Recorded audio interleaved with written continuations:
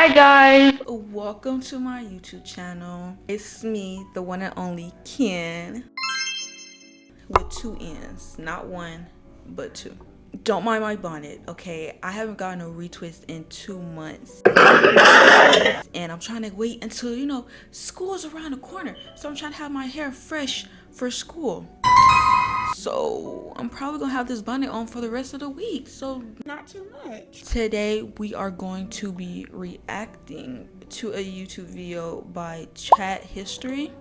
The video is Truly Evil Human Experiments That Actually Happened. So without further ado, let's get into the reacting. Also, a little disclaimer, please bear with me. I'm running on a 10-year-old laptop connected to my monitor. So if there's lagging, you know why that's there. So please don't get mad at me, please. Evil human experiments. Alright fellas, let's start things off a little easy. Back in the 4th century BC, Greek civilization was reaching new heights. People were getting more and more curious about the world around us and began asking really important questions. Y'all know what they say what happened to the cat. Curiosity killed the cat. What does that do? How does that work? Should I leave the oven on? How do magnets work? She call me back? Whoa, is this real life? Or is this just fantasy? Do the shrimp really fry the rice? Or not? All pretty valid questions for people just wishing to learn the workings of the natural world. While many focus on the mechanics of the universe, others chose to focus on the inner workings of humans themselves. And not only from a philosophical standpoint. Sometimes you just want to know what makes us tick. That's what Greek physician Herophilus wanted to find out and document in detail. After getting his education at the Hippocratean medical school in Greece, Herophilus turned his bulging eyes towards the city of Alexandria, Egypt, with its big, throbbing library chock full of scrolls just begging to be read. Time to go to Egypt, he said. And so he did. After getting himself established and taking on a student, a young physician named Erasistratus, they got to work. Together, the two men would begin to carve out a new branch of science, anatomy. But in order to do so, you need some bodies to cut open to start slopping their guts around. And what? Let's hope that the bodies they cut open were already dead. Because who would volunteer for this? I mean, if there was money involved, yeah, but what's the point if you're going to be dead anyways? Better way to obtain fresh bodies than to use condemned criminals, captured and supplied by the Alexandrian rulers. Little Hero and Era were like kids in a candy store with a hopeful glimmer in their eyes, excited to begin their wondrous experiments. But surely the criminals put under the knife were already past their expiration date, right? Nope. Instead, Hero and Era performed live human dissection. Live human? No. Called vivisections to broaden their understanding of the human body. They even went as far as to perform these surgeries in full view of the public for anyone who thought it would be cool and interesting. Wow, that's both cool and interesting. That's what these people are sick to the stomach. I'm saying. Herophilus documented their findings in extreme detail, making breakthrough discoveries of the human anatomy. In doing so, he inflicted unimaginable suffering to his subjects. Since anesthetics weren't really a thing back then, the victims felt every cut and slice, at least until they passed out from the pain or died of blood loss. Dissecting intestines, reproductive organs, eyes, or even purposefully damaging the motor nerves to inflict paralysis. I mean, that's how we came to where we are now in the world. Like, without the people back long, a wrong time ago, without those people, we would have no knowledge of nothing at this point in time. So it was basically a big game of, what does this button do?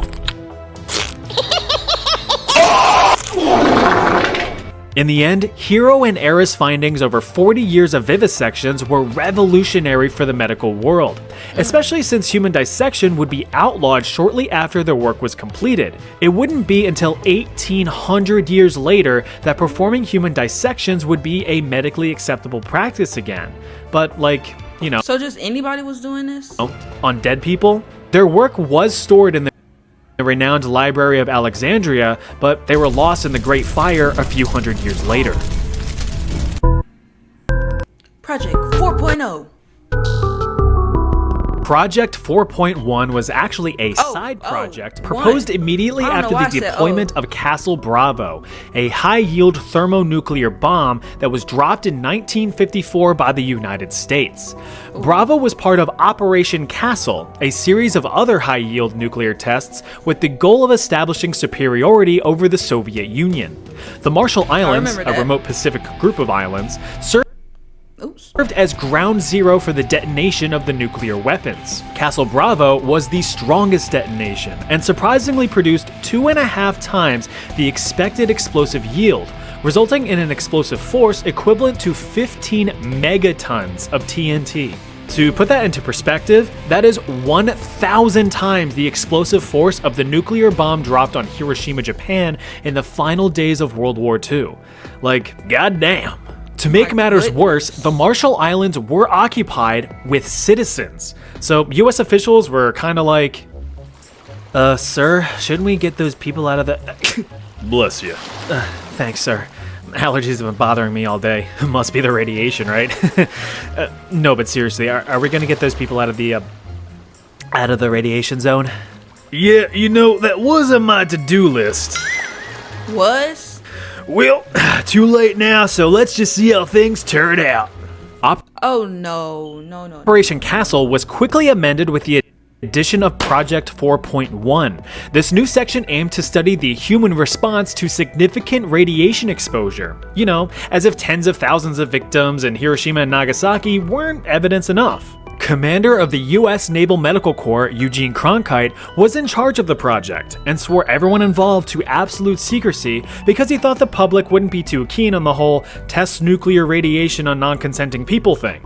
Overall, 239 Marshallese residents were exposed to significant levels of radiation and began showing signs of radiation poisoning a few days later. Symptoms included loss of hair and significant skin damage with weeping wounds, although the wounds did heal rather quickly. Immediate observations ceased after 75 days with the conclusion that no long-term effects were likely. But just out of curiosity, regular checkups were performed on the residents for years after. Women saw increases in miscarriages and stillbirths, and newborns that survived experienced developmental difficulties, impaired growth, and a disproportionate development of thyroid cancer. In addition, about 1/3 of those exposed had developed significant tumors by 1974, 20 years after Operation Castle commenced. In the following 20 years after? Yeah, let's never do this ever again. years, Marshallese representatives spoke out against the United States with accusations that the scope of the experiment was premeditated and intentional, to which the US officials responded, "Nuh-uh." Quite frankly, I did not partake in this. Quite frankly, it was not my fault. Quite frankly, get out my courtroom. Chimera. During the early years of the Soviet Union, it wouldn't be uncommon for political opponents to quickly fall ill with a strong case of the death at the hands of poison. In fact, it was quite an effective and discreet way to silence any and all opposition without causing too much of a stir. Well, besides the public reacting to mysterious deaths. Yeah. And that is why we must rise up against... Oh, look at that. They got another one. So how were the Soviets so good at developing successful poisons? Well, you've got to run preliminary trials on living subjects, of course. So in 1921... Instead of humans, let's do pigs or cows or something. Like, come on now. A year before the Soviet Union officially formed, the Kamera was established. This was the Soviet Secret Service's poison laboratory. Here, new deadly poisons were developed and tested on human subjects. Those tested were prisoners... Human subjects, why are we testing it on real life people who got families? I don't care if they're in prison. Use animals or something. From the gulags, various labor camps built around the country for anyone who even had a fleeting thought that wasn't approved by the Soviet Union. Carry on. The ultimate goal of the Kamera was to devise a poison that was not only lethal, but undetectable. It would be colorless, tasteless, odorless and untraceable in an autopsy. Prisoners would be unknowingly administered various test poisons, which were disguised as medication. For me, if it isn't an orange Flintstone... Now, okay, that method that they're doing, like disguising stuff as medication, they're probably doing that to this day. That's why people are, like, yeah. So they're, you can't really trust the hospital. You get addicted to the medications real fast. Vitamin? I don't trust it. Am I lying? The various poisons tested included ricin, which causes severe internal distress and suffering, cyanide, which can cause violent seizures and heart attacks, and curare, a potent muscle relaxant that makes you painfully choke to death. In the end, the tests were pretty successful. For the Soviet Union, not for the prisoners. Research led to innovative ways to discreetly dispatch a target, from deploying a cyanide mist to making an assassination look like a heart attack. But the blue ribbon winner was the concoction known as C2, carbolamine choline chloride, which was basically liquid depression. Exposure to this sucker sparked a very curious reaction. Instead of a violent telltale "I've been poisoned" type death, the victim would simply become weak with a rapid decline in health, all while maintaining a calm and silent demeanor. Death occurred within 15 minutes. Since the dissolution of the Soviet Union in 1991, Russian officials have claimed that the Kamera has been disestablished and abandoned. I don't believe that. Sure. Something that creative and that I believe it got discontinued, because if it's that creative and it worked that well, it's not discontinued. It's been disestablished and abandoned. Yeah, sure. Sure. Now, you may have heard about the Tuskegee syphilis study, which was an unethical medical study funded by the United States Public Health Service in 1932, which involved the study of nearly 400 African American men who had naturally contracted syphilis. The goal was to observe the effects of the disease when left untreated in African American males. Even though penicillin, an antibiotic cure for syphilis, eventually became widely available to the public, the afflicted men were intentionally never cured. Fucked up. You know why they were never cured? They didn't like us, like... Up, right? Well, the US decided to outdo themselves with the Guatemalan syphilis experiment. In 1946 to 1948, more than 5,500 Guatemalan natives, including children, were involved in the experiment against their will, with the Guatemalan government granting access to the unwilling patients in hospitals, mental institutions, and even orphanages. Around 1,300 relatively healthy individuals ages 10 to 72 were intentionally infected with syphilis and even gonorrhea. Transmission was either done by direct bacterial contact into wounds or by sexual transmission with infected native sex workers, which were funded by the US government, by the way. The latter of which proved to be a very effective method of infection. The guy in charge of these experiments was Dr. John C. Cutler, but you can call him Dr. Dickass. He often failed to keep accurate medical records of his experiments and instead would only provide anecdotal evidence in his findings, probably because he knew what he was doing was unethical, which very much sounds like something only a dickass would do. But all joking aside, the experiments conducted on these people were gruesome. Perhaps one of the most notable documented examples of what these people experienced was about a female patient named Berta. The following is an excerpt from that document. Berta was a female patient in the psychiatric hospital. In February 1948, Berta was injected in her left arm with syphilis. A month later, she developed scabies. Several weeks later, Dr. Cutler noted that she had also developed red bumps where he had injected her arm, lesions on her arms and legs, and her skin was beginning to waste away from her body. Berta was not treated for syphilis until 3 months after her injection. Soon after, on August 23rd, Dr. Cutler wrote that Berta appeared as if she was going to die, but he did not specify why. That same day, he put gonorrheal pus from another male subject into both of Berta's eyes, as well as her private areas. He also reinfected her with syphilis. Several days later, Berta's eyes were filled with pus from the gonorrhea, and she was bleeding from her private area. 3 days later, on August 27th, Berta died. Told you he was a dick ass. The overall goal of the study was to determine we the kill effectiveness his of whole penicillin lineage? in preventing the STDs. Dr. Cutler had allegedly finalized his reports in 1955, but no evidence was ever found proving that the reports were submitted for peer review or even published. So, out of all of that suffering, nothing of medical value was produced. Though, I will say in some glimmer of fairness, a treatment program was established by the United States and made available to the affected Guatemalan population, but only half were reported to actually have received treatments with a questionable quality of care.